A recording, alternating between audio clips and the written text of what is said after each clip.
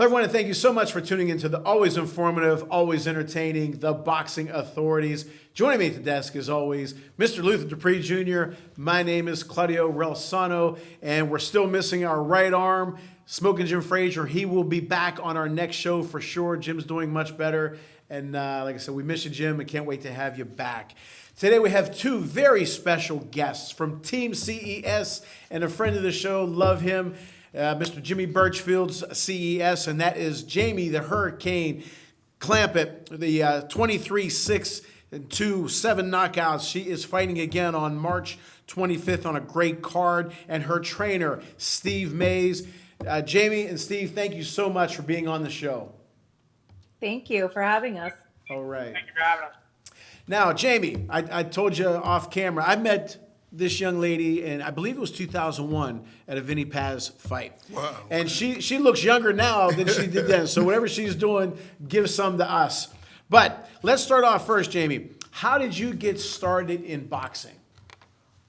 So when I was 15, I was just getting out of gymnastics. I started gymnastics when I was like 2 or 3, and I actually had an injury, so I took a break. And this is kind of a crazy story, but I was just looking in the phone book for something to do, and boxing was the first sport that came up. So I told my parents I was going to start boxing. So we went to a gym, I think it was 1991 or 1992.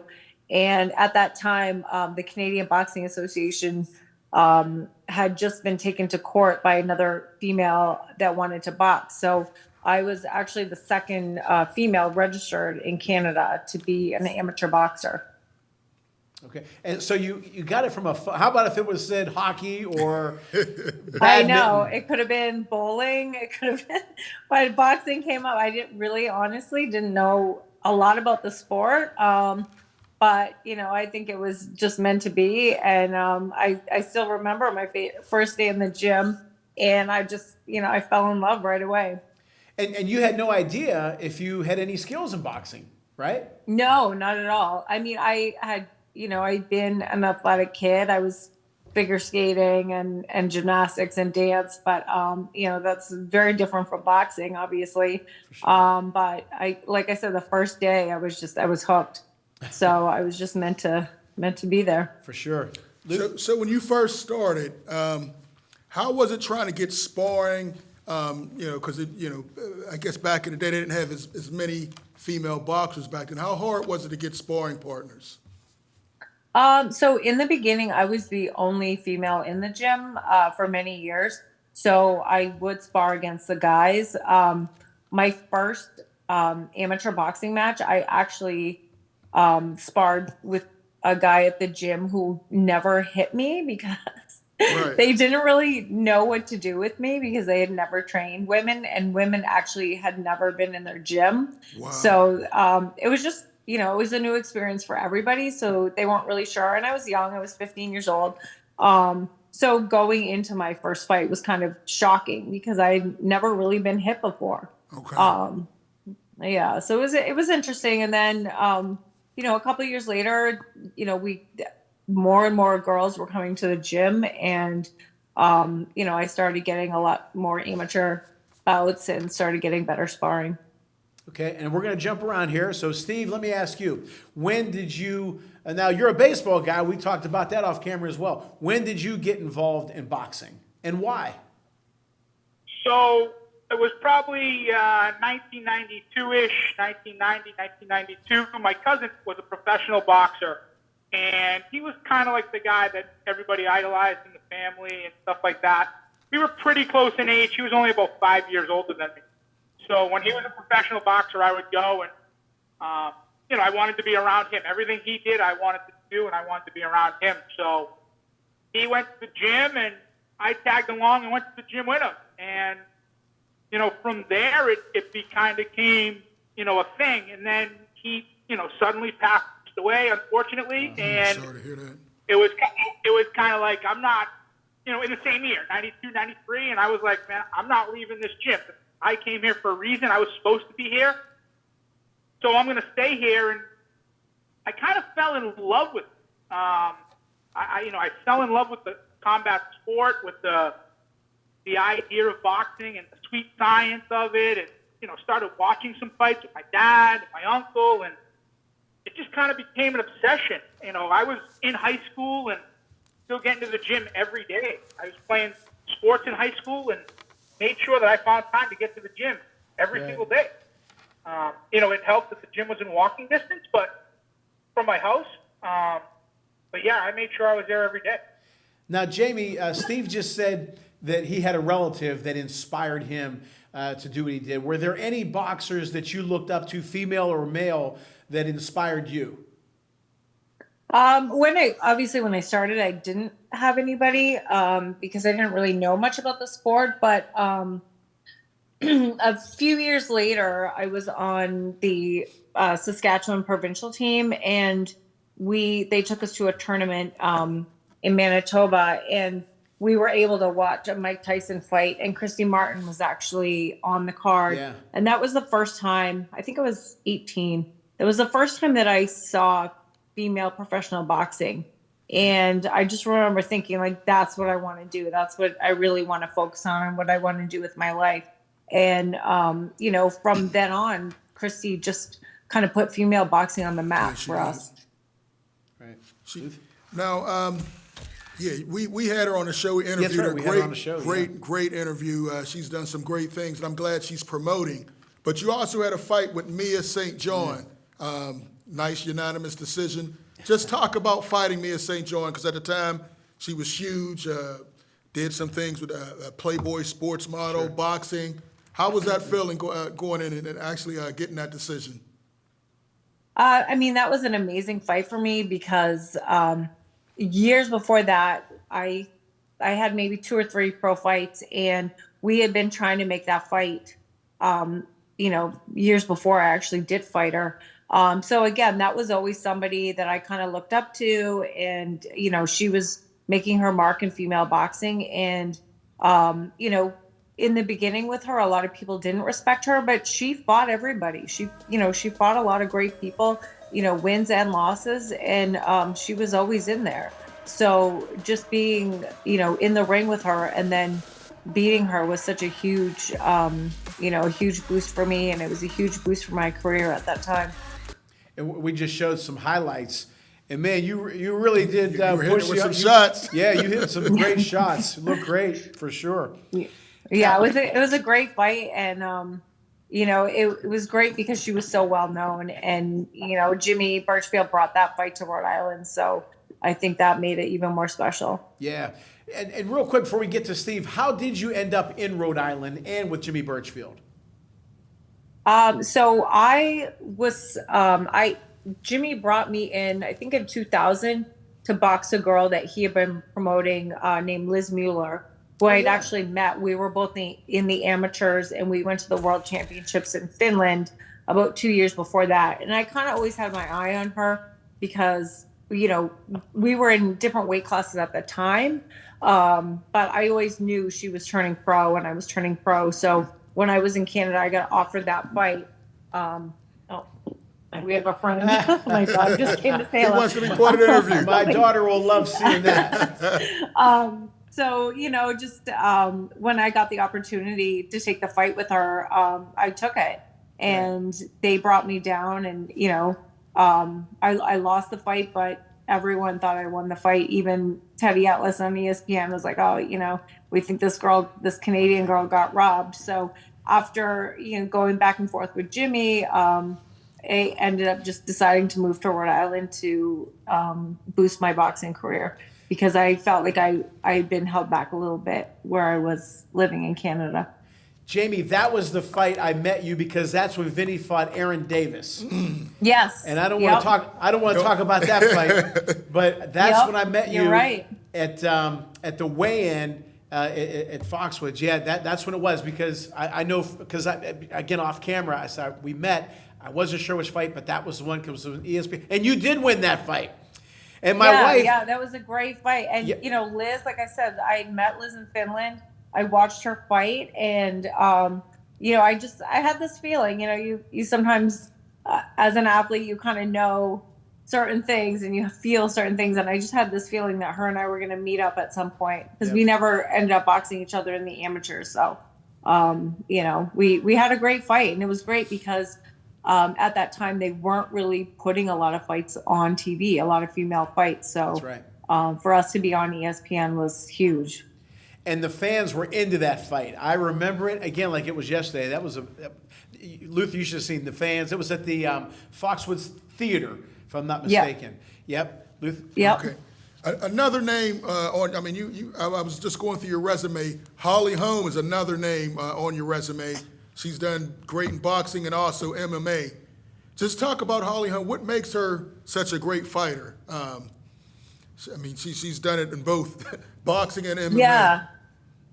Yeah. I mean, Holly, it was, you know, a really unfortunate accident in that fight. And, you know, I honestly, I can't really explain it. But I feel like I never really got my chance with her. Okay. And, you know, that's something that's always been very disappointing for me because, you know, at the time I was ready for her. You know, I worked really hard to get that fight with her. Now, Steve, when did you begin working with Jamie? So the Mia St. John, I was at the weigh-in, and somebody said, "Hey, Jamie needs a cut man for tomorrow. Do you mind doing it?" I said, "Of course, it'd be an honor." And of course, she got cut immediately in that fight, so I had to go right to work. You know, they say the best cut men are the ones you don't see, and That's right. that night I had to work immediately. She had a cut on top of her head, and from there it was a bond. We were going to work together all the time, and I did her cut for a long time while she was with Kurt Reeder, and then she asked me to start training her, and we went from there. But yeah, so it's been since the Mia St. John fight. Now, how has she improved from the first day you've had her till right now? So the crazy thing about Jamie is that she gets better all the time. And, you know, for anybody who doesn't know, she's 46. You know, she's better at 46 than she was at 45, 44, 43. She'll be better at 47 than she is at 46. She just gets better every day because she works tremendously, tremendously hard. You know, she's faster than she's ever been. She moves her head well. She still, you know, her power has always been there. She's putting her combinations together nice. But she's a student of the game. She watches a lot of fights. She watches a lot of sparring. And she works extremely hard every single day. Just 2 hours ago, she did 9 rounds with Stevie Jane Coleman at 46. I don't know who can do 5 rounds or 2 rounds at 46 years old. She did 9 with an up-and-coming, you know, 135-pound fighter. Jamie fights at 130. This girl fights at 35. Yeah, she just works extremely hard. All right. Jamie, you know, as we look at, Claudio's a big fan of the weigh-ins and also the fights. You were one of the first, when I look at Ebony Bridges and Alicia Baumgartner, you were one of the first that really, because we just showed one of your pictures, that really, you know, impressed at the weigh-ins. But why come back now, like your trainer was saying, at 46? What is bringing you back now? I know women's boxing is better than it's ever been, but why now? I mean, there's a lot of reasons. You know, one, just like you said, women's boxing is huge, and I feel, you know, throughout my career, women's boxing has kind of been up and down. There's been, you know, it's had its moments. It kind of fell off a little bit, and now it's back, bigger than ever and better than ever. And you know, I have kids. I took a break because I have children, and I need to be a mom for a while. And obviously I'm still a mom, and that's my first priority. But I just felt, you know, all these years I've been in the gym, I've been taking care of myself, eating clean, and just working, always in the gym, always, you know, studying the game. So why not? I feel good. I'm healthy. all my medicals are good. So I'm like, why not? Let's do it. What did the kids? I don't, Okay, go ahead. I don't think a lot of people are doing this at my age. So Right. it's, What- it's just, I think it's something different, and, hopefully I can inspire people to keep going. Right. What did the kids say when you said you're going to go start boxing again? Was that I don't know how old they are, but what did they say when I'm going back in the ring? I'm going to continue my career. So my son is 10. My daughter is actually going to be 14 next week. So, it was a couple of years ago. They were good. I mean, they've grown up in the gym with Okay, me. so they're They've around been to the gym. Yeah, they're around. I mean, this is my living room. You can see Right. my boxing stuff. They don't have a choice. But it's nice because they're really supportive, and they find it inspiring because I'm still I am 46 and I'm still trying to pursue my dreams, and I just hope that this passes on to them and they do the same thing for themselves and what they want to accomplish in life. I want to ask both of you this question, and Luther and I believe, and as obviously you do, that women's boxing today is at its highest level. Oh, yeah. It's deeper now. I think they're fighting better technically and all that. So, and our other partner, Smoking Jim, does not agree. But to ask you both this question, Steve, we'll start with you. Why is it so much better now than it was, say, in the late 90s? I just think it's a popular sport now. You have people like Amanda Serrano, Katie Taylor, who are headlining Yeah. big time shows at Madison Square Garden. And, it helps.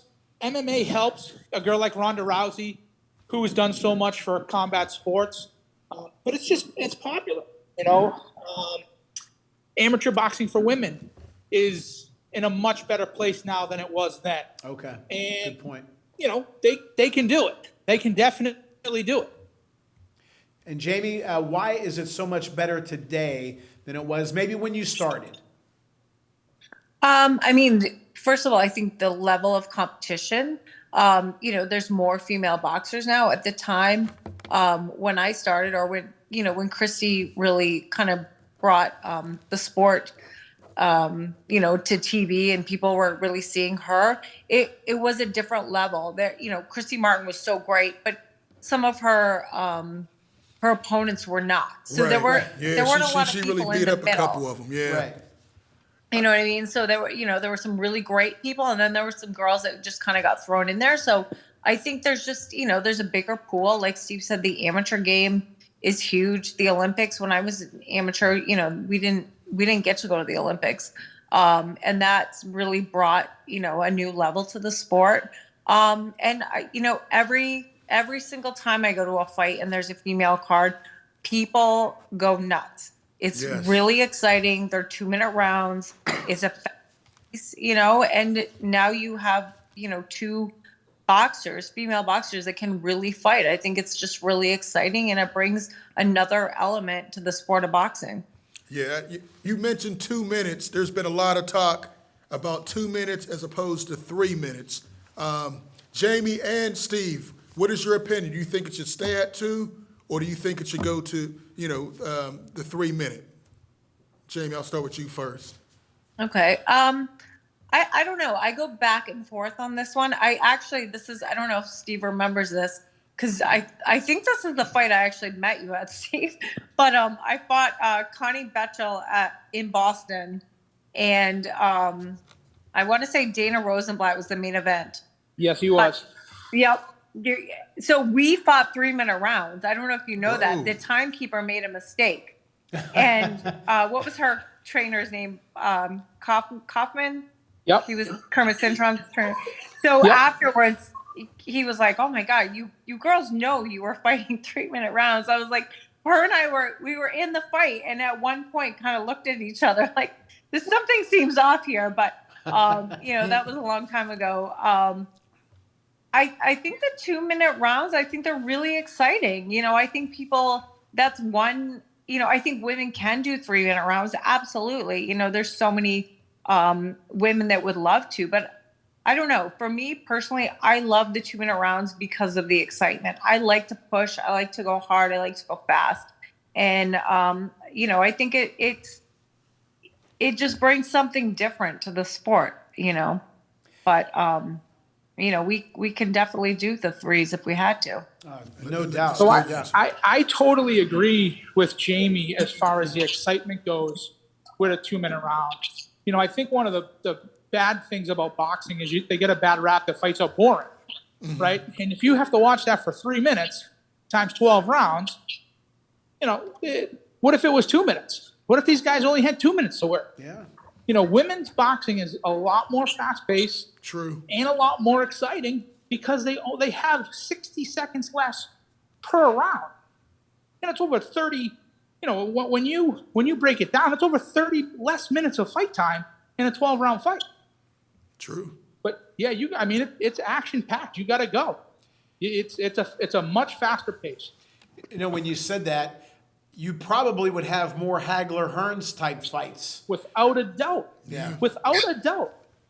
Yep. Now, before we have still some more things to go over, especially your next fight, Jamie. But we talk about Jimmy Birchfield, and I love Jimmy to death. He's a wonderful man. He's a wonderful promoter. He's had impact on my life. So tell us about Jimmy Birchfield, both professionally and personally. He's done so much for me and so much for the sport of female boxing. And for that, I'll be forever grateful.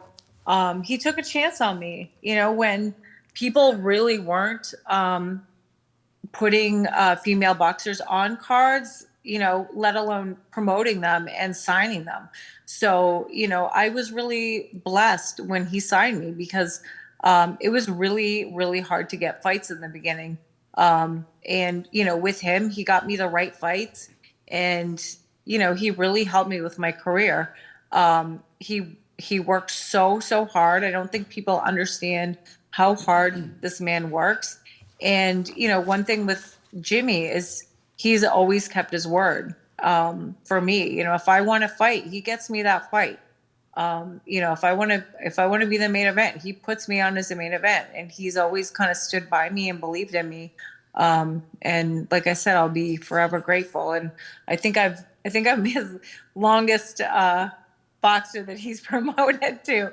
So we kind of laugh about that sometimes because I think I've been with him for over 20 years. So Yeah. Wow. Yeah. No, he's the best. I love him.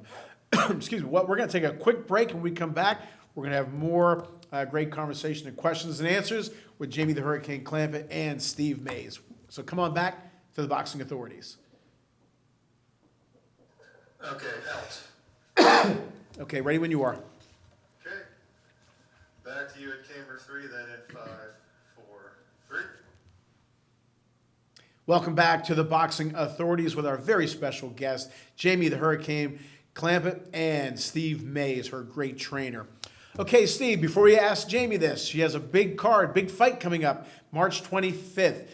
Tell us what not giving away any secrets, but what are some of the things that you're working on? Or maybe even better yet, tell us a little bit about her opponent. So Jamie's opponent has over 200 amateur fights. Wow. She's very, very experienced. She has a lot of ring time. And she just fought Heather Hardy about 2 weeks ago on a DeBella show. She's very good. She's very fast. She knows what she's doing. She doesn't have the experience professionally that Jamie has. And Jamie has a ton of experience as an amateur. So it's not like she's outclassed at all. You always have to work on the fundamentals of boxing. The speed, the head movement, the combinations, the footwork, and stuff like that. I think a lot of body shots. I think a lot of output, a lot of speed, and I think we're going to surprise this girl with how strong we are and how fast we are. Now, her name is Tana Cardoso, I believe that's how you pronounce it. But Yes, sir. Jamie, Jerry Cooney talked about how hard it was to get to that peak right before a big fight. And sometimes he felt maybe he overtrained. How difficult is that for you for this fight?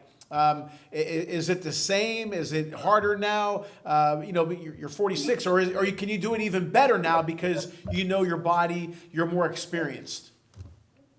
I mean, so this training camp has probably been like no other for me, because I do have a new strength and conditioning coach, who is just, understands me, understands my age. He's also, an athlete. So, it's been a huge game changer for me. And I also brought in sports psychologist, which I've never used before. And that's just been another game changer for me. The other big thing for us is just the sparring. We've had completely different sparring. And we just really approach this fight differently. My opponent she's tough and she's good. And she, like Steve said, she has a lot of ring experience. So I'm training for this fight. Like I'm training for a world title fight. This fight means everything to me right now. All right. Hey, Steve, I have a question about sparring. A couple weeks ago, Michael Williams Jr., I guess he got his jaw broke maybe the week of when he had a big fight. What's your philosophy on when do you stop the sparring? What is your philosophy on that? So I like to spar right up until 7 days before. So Jamie's next sparring session and last sparring session, well, not her next sparring, but her last sparring session will be next Saturday, the 18th. I like to do it a week out. Okay. Now, if you have 1 or 2 fights and you're only fighting a 4-rounder, does it hurt you to spar on Wednesday, the week of? No, not at all. But this is when you have 20, 30 some odd fights, and you're in the 8-round main event or 10-round, 12-round fight main event, there's no need to hurt your elbow on a Tuesday because you're sparring. Right. The week of the fight. So 7 days before, I like to do the amount of rounds in a progression. So we're fighting an 8-rounder, so we start with some 6s. We do a lot of 6s, then we do a lot of 8s. Today we did 9, so you can do the rounds. And I like hard sparring. I like good hard sparring. Taking baseball, when you only get better hitting a fastball by seeing a fastball. Right. If you're seeing 60 miles an hour all the time, you're never going to hit a 90-mile-an-hour pitch. Excellent So point. if you're always sparring people that are, say, C-level fighters, you're never going to be able to beat a B-level fighter or an A-level fighter. So it's always good hard sparring with good hard opponents to get you ready. Well put. Well put. Jamie, when you did stop boxing to have your family, did you have intention in coming back, or did you think that was it back then? I honestly thought that was it back then. And it was obviously, it was hard to let go, but I thought, this is the time and I'm ready to move on. And then, I just, once the kids got a little older and things settled down, I opened up a gym and I don't know, everything just kind of fell into place. I was actually, did some bodybuilding in between. And I just called up Steve one day. I was like, hey, can I come hit the mitts? And we kind of just didn't stop. So, I think in my heart, I always wanted to come back. And it's just been great since I've been back. Good, good. Jamie, looking at your division, it seems in women's boxing, it seems 10 fights or so championships can be fought for. How close do you think you are to maybe getting a shot? That's a tough one. I just, at this time, I kind of just take each fight for what it is. And take each fight as it comes. I definitely, if the phone rang and they asked me to fight for a title, I absolutely would. I think, I can definitely do it. I can put the 10 rounds in and I think I can, box at a high level again. I definitely believe that. But as I said, I just, right now my focus is just on the 25th. Okay, now who has the belts in your weight division right now? Katie Taylor. Katie She has Taylor all of them. and Amanda. Okay, So Yeah. that's the hot Amanda division. Serrano's, The hot division, the right. fighter. That's the hot money division. But you know what? I'm big into stories, and obviously, like Vinny, obviously has a great story, as do you. Making a comeback, and with your age, I think you can surprise a hell of a lot of people. And like George Foreman, look what he did. Okay. Yep. And what you said, you want to have impact, and you're going to tell your story. I think this can. I know you're concentrating on March 25th. But I think this has a lot of legs. And I think you're going to do well your next fight. And I think, again, we will definitely have you on again. Whenever you want to come on, you come on. But I think this has a great story in the making. I really do. Thank you. And Steve, what are your goals? Are you just concentrating solely on this next fight? You know, you got to concentrate on the 25th, right? Everything it's what's in front of you, right? You don't look months down the road, or you don't even look weeks down the road. It's what's right in front of you. And I believe the big fight for Jamie is Heather Hardy, or that girl that they call Pink Tyson. Her name is escaping me right now, but that's the big thing. And then the other question is, how long can you really do it for? I mean, we joke all the time about 46 and 46, but this is combat sports, and she's not bowling. Right. She can't box until she's 52. The phone know what I mean? book, the phone book said boxing, not bowling. Right. Yeah. Yeah, exactly. So how long can you do it for? Right. So, I think we start with the 25th, and when that goes the right way, because I truly believe that it will. It will. I think we start looking at something bigger, and hell, if that goes the right way, then you go from there. But if there's a misstep or something like that, or Jamie just says, "Hey, I can't get out of bed and do this anymore," well, then she's had a hell of a career For sure. And when it's done, it's done. And guys, she's come back twice. She made 2 comebacks. This isn't her first comeback. After 8 years, she came back to fight in honor of Gary Boleto. Right. That's right. And fought on that card, and then took more time off after that. So this isn't the first comeback. This is the second and final comeback. Yes. It's funny you mentioned that, and I have that here. I was going to mention that about Gary, but go ahead, Luth. A couple more questions. Hey, Steve, as a trainer, I like listening in the corners when Showtime or ESPN has, the camera in the corner. What's the toughest part about being a trainer, in your opinion? We've had a couple of trainers on. We've gotten some different answers. I just wanted your viewpoint. Yeah, first of all, you have to make a connection with the fighter. Okay. There has to be a connection. The toughest thing to do is to get the most out of your fighter, because you know what that man or woman can do, because you've seen it in the gym and everything like that. But on that night, sometimes it's just not there, and you got to pull it out of them. And sometimes that is the toughest part about it. And finally, Jamie, one thing that all of us have in common, we all have to overcome obstacles in life, whatever they are. Give your advice or your philosophy, your theories on overcoming any obstacles in life. Yeah. I think I've had a lot of obstacles in my life that I've had to overcome, and I think it's just keep pushing forward. You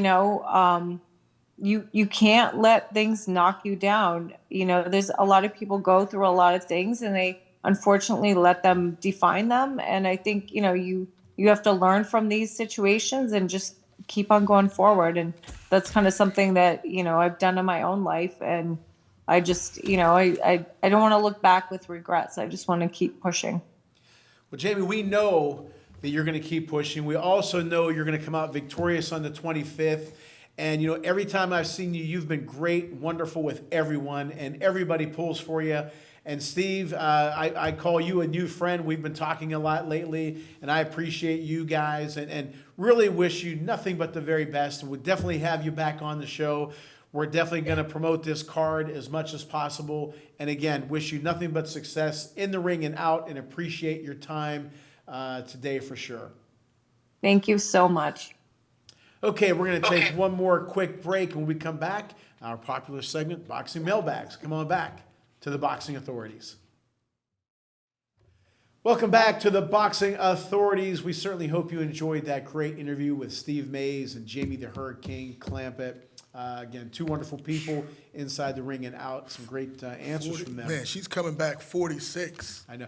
I would have, even though I met her, again, it was 22 years ago, I didn't think about her age, because again, she doesn't look it. Right. Okay, and but she, like she said, she kept in shape, bodybuilding, in the ring. She owns a gym, And 46, so what do they say? 46 is the new 36. 36, Yeah. right. Hey. So, hey, and at the end of the day, Luther, if you can make a nice chunk of change on this and she can keep winning, And I'm you telling know, like I was saying, you can jump up to a heavyweight, to a championship fight and fairly that was a quickly. good point. That's yeah. right. And with her story, Yeah. you know, and because the opponent wants an opponent that's going to help carry the Katie card. Taylor's what? She's about 36. Yeah. She's up there. Yeah. Amanda Serrano's up there. And they want somebody who has a name. Right. And she obviously has a name by beating Mia St. John. She won championships. She's in some halls of fame. Jimmy's her promoter. 4-time world champ. Yeah, You know? it could definitely happen. It can definitely happen. All right. Okay, our popular segment, the Boxing Mailbag. Please continue to send your great comments and questions at boxingmailbag@yahoo.com or at my website at claudiorelsano.com. Adam from Madison, Wisconsin, who's getting blasted with snow. Comment, I agree with you, Claudio, and Luther on these points. Female boxing is, and this is apropos for right now, female boxing is the best it's ever been. Although, Jim has a point on the female heavyweight division. I am now blaming the fighters. Yeah, I'm now blaming the fighters for the big fights not happening. Oh, okay, I guess he's going back to the male division because the female fighters are fighting each other. Male fighters, and I'm not going to get him started. Yeah, we will get you started. Still no Spence Crawford, okay? The female fighters are getting done. Right. But first, to Jim's point, there's no heavyweight female boxers, but that's okay because female boxing is still going great, correct? Yeah, I mean, you don't need it. And, you know, you have all these divisions. We can talk about the Clarissa Shields. We can talk about the Katie Taylors, Amanda Serranos. They're fighting. They're making the big fights. They're selling out Madison Square Garden. We can name a couple male boxers that couldn't sell out Madison And there was Square a fight Garden. in the UK recently. At the O2 Arena that was sold out. Yeah. That was Serrano. Serrano, yeah. Yeah, that was big time. But so I'm with you. I remember in the early 80s when the heavyweight division was, you know, wasn't loaded, but you still had the lighter weights. Exactly. Right? And that carried the division. So I don't think you really need the heavyweights. No, As long as there's no. some good fights and competitive fights, I think that's all that matters. But again, Adam here says he's no longer blaming. He says, I am now blaming the fighters for the big fights not happening.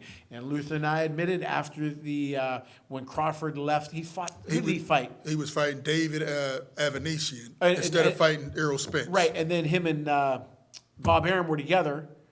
Oh, you're talking about the Porter fight. Porter fight, that's Porter right. fight, Sean and Porter. Luther and I said, okay, because we texted. Now there's no excuse Yeah. for him not to fight the big fight. And it's still not happening. We blamed Arum. Yeah. I blame Crawford. Now. I blame Crawford. Now, Then yeah. I blame him now. He needs to make the fight. Right. You know, it's embarrassing right now at this point. Our boy, Big Puncher from Ontario, all three. I think all gloves. Do we do this? I think all gloves should be the same size, color, company made. And Luther's always into the equipment as well. I feel all rings should be standard. This way, there's two less things. Good point here. There's two less things for two fighters to argue about: the ring size, the glove ounce, and all that. I Complain definitely agree, because think about through the years. We saw Bud Crawford in his last fight, padding was coming out of his glove. And now David Avanesian is filing a suit against the commission and also Bud Crawford. Then we know about Fury's floppy glove in all three fights. Now, what do you So- think of the ring size? I don't necessarily agree with that. But again, he has a point. But if they if can it's all agree- standard, if we they can't can argue agree- about it. If they can agree, that's fine. Because look at David Benavidez and Caleb Plant. Plant wanted a bigger ring so he can move around, and Benavidez said, fine, we can have a bigger ring.